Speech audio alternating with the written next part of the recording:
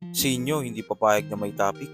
Nagbigay din ng prediksyon sa semifinals ng Isabuhay at Matira Mayaman at pagkakasabay ng Vuelta Balentong at event ng PSP sa Davao sinadya ba ni Arik? Alamin natin yan, so tara.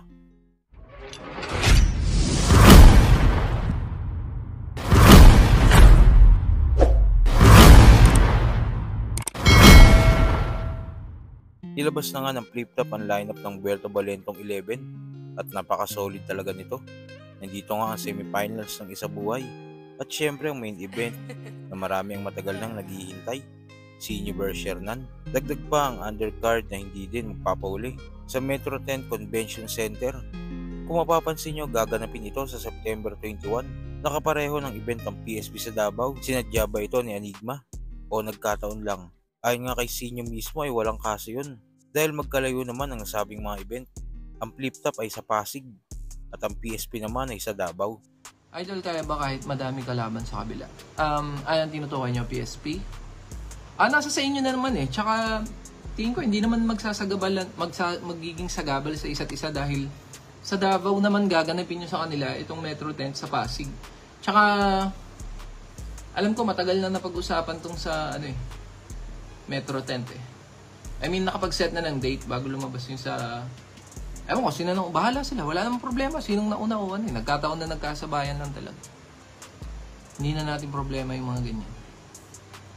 Ang importante na lang, sa kayo manonood. Kasi nakikita ko may mga nagre-reklamo dun na sinabayan daw yung PSP or nagkasabay sa PSP. Kumbaga, kung hindi ba isasabay yung, kunyari, ang date ng flip-top kunyari September 22 or 23, babiyahe ka ba mula Davao to Manila para panoorin ulit yung event na yun? Ewan ko, basta hindi naman big deal yun. Pinapagulo lang ng mga tao. Sa kabilang balita naman, kadalasan nga pag may battle si Shernan, ay madalas may topic ito. Dahil din siguro mas madaling paghandaan pag may topic at madaling sumipat ng anggulo dahil nga may topic na. Dahil nga sa mga battle na Shernan na may topic na nag-trending ay noong laban nila ni Husky, asawa versus kabit, na umabot na ngayon sa 45 million views sa YouTube. So, ikaw pala yung kabit ng asawa ko.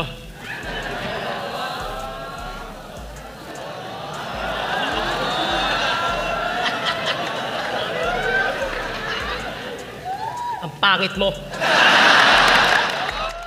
At sa laban nila ni Linsisa noong Ahon 7, hindi natin sure kung topic din ba yun. Pero grabe din ang views dun sa YouTube na meron na ngayong 42 million. Ang nagsisilbing inspirasyon ko sa kada araw o kahit gabi. Ako ay parang preso na masayang laging merong ikaw na dumadalaw. Ako, eto, laging may simpleng sulyap sa mayaman mong anyo. Na sa tuwing pumapatak ang pawis mo, pinapanalangin ko na sana ako na lang yung panyo.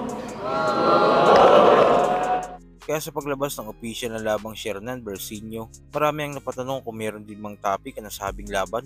At mismo na nga kay Sinyo nang galing na ayaw niya na may topic dahil mag-all out daw siya dito. Sa mga nagsasabi na team yung battle namin ni Shernan or may topic, hindi... Ewan ko siya, pero sa akin hindi ako papayag na may topic. Alam niyo naman. Hindi ako against sa ganun ni Shernan, pero... Ayoko may ganun.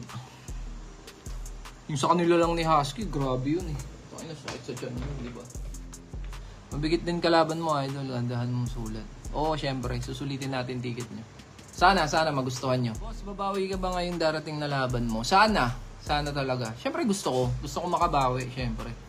Hindi naman ako papatalo. Kumbaga parang all out na gagawin natin ngayon.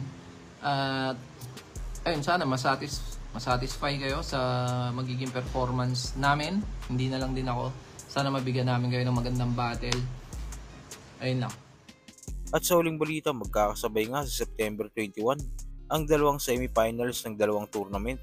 Ang Isabuhay semifinals at Matira Mayaman. Kaya nagbigay din dito ng prediction si Sinyo. Hindi sa pero sa ngayon kasi parang ni GL parang prime or meta niya kumbaga panahon niya ngayon So isa yun sa mahirap i-break. Kumbaga pag yung kalaban mo, parang siya yung crowd's favorite kaysa sa'yo. So kailangan mabasag ni EJ Power yon na ma-debunk niya yung style ni GL na ba't kayo naniniwala dito. Yung parang mga ganon. Lalo na technical, tsaka sobrang galing ni GL ngayon talaga sa style na gamit niya.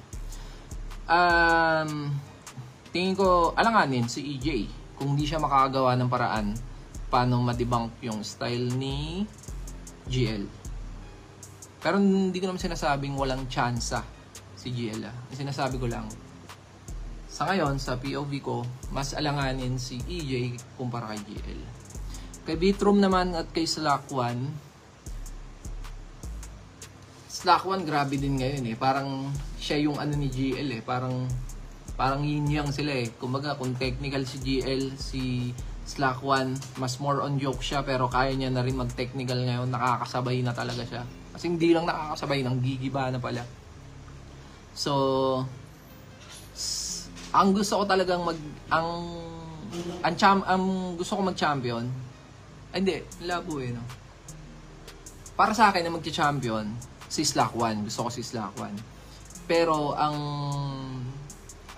gusto kong, kung may bias pa akong isa, gusto ko si Beatroom. Kumaga parang ano lang, sobrang kupal lang na ano, na 6 threat versus Shay. Ganda ng battle na yun, no? 6 threat. Alam niyo naman si Shay, sira ulo si Shay pumansin ng angulo. Yun yung gusto ko kay Shay, kung paano pumansin ng angulo, tapos kung paano palalain, i-OA, i-sarcastic yung angulo na yun. 6 threat kasi magaling na eh. Wala ka nang i-explain dun eh. Pero yung laging may pang ano si 6 threat eh. Lagi siyang may pang knockout punch. Yun yung gusto ko naman kay 6 threat. Laging pag narinig mo yung line na yun, tapos na. Inauwian na. May ganun siya eh. Si Shay naman, yun nga. Ang galing niya kumalkal ng angulo. Kung paano kanya pagmumukaing engot. Kumbaga parang ganun. 6 threat versus Mot. Yun yung masarap na battle. 3 ways. Yung isa pa dun. Pwede mo pang lagyan ng tips yun eh. Tapos kahit sinong sa tatlo yung maglaban-laban. Pero POV ko sa 6 threat si Mot ang galing pumili din ng angulo eh. Tapos may ganon din siya. May katulad siya kay 6 threat na may pang knockout punch. Tapos ang swabe, yung ang tatas niya gumamit ng Tagalog eh. Yung mga words na sa kanya mo lang ulit maririnig. 6 threat, ayun, tulad ng explanation ko kanina, yung mga pang knockout punch niya, pang uwian punch. Pero kung papipiliin ako 6 threat mo, siguro 9, 10 kay Mot, 9 kay 6 threat. Pero gahibla na lang yun eh. Parang yung battle na yun, di mo na punchline eh. Kasi alam mo nang meron, alam mo nang magaling eh. I mean, hihintayin mo na lang kung sinong magkakamali. Unang mag-choke, unang mag-stutter, yun na yung matatalo. Kasi lalo na sobrang linis nila lagi mag-perform. So kung kayo ba ang tatanungin, kanino kayo mas mapanig? Sinyo o Shernan? Kung ano man ang sa loobin mo, comment mo lang sa baba na mapag-usapan natin yan. So yun lang. God bless.